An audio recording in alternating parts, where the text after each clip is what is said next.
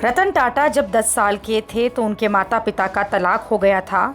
तब के ज़माने में तलाक बहुत बड़ी बात होती थी और इस तलाक का असर रतन टाटा पर और उनके भाई पर बहुत पड़ा।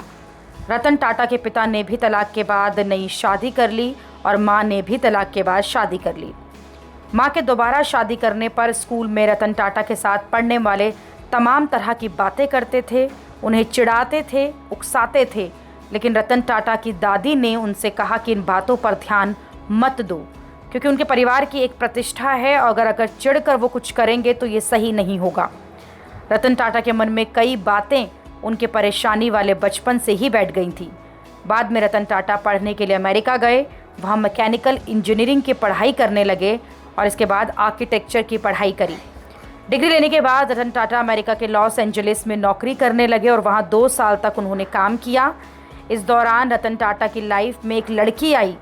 इस लड़की से रतन टाटा शादी करने वाले थे, लेकिन इसी बीच उनकी दादी बीमार हो गई और रतन टाटा को अमेरिका से भारत लौटना पड़ा।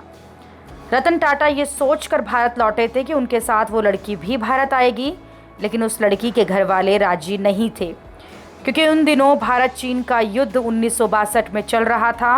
वो लड़की रतन टाटा के साथ भारत नहीं आई और इस तरह से रतन टाटा का वो रिश्ता बनते बनते टूट गया। और ये रिश्ता ऐसा टूटा कि रतन टाटा की फिर कभी शादी नहीं हो सकी। कई बार कुछ रिश्तों की चर्चा ज़रूर हुई, लेकिन शादी तक वो कभी बात नहीं पहुंच पाई। एक बार एक इंटरव्यू में रतन टाटा ने बताया था कि कई सारी चीज़ें हुई जिन्होंने शादी करने से उन्हें रोक दिया। कभी टाइमिंग सही नहीं थी तो कभी इतना बिजी हो गया कि टाइम ही नहीं मिला। कई बार शादी करने के करीब पहुंच गया, लेकिन बात बन नहीं पाई।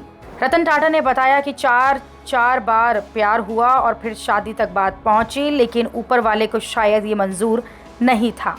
उम्र के आखिरी पड़ाव पर रतन टाटा ने ये बात कही थी कि कई बार पत्नी या परिवार न होने पर अकेलापन महसूस होता है, लेकिन कभी कभी ये भी सोचता हूँ कि ऐसी आज़ादी है कि किसी और के बारे में चिंता करने की ज़रूरत नहीं।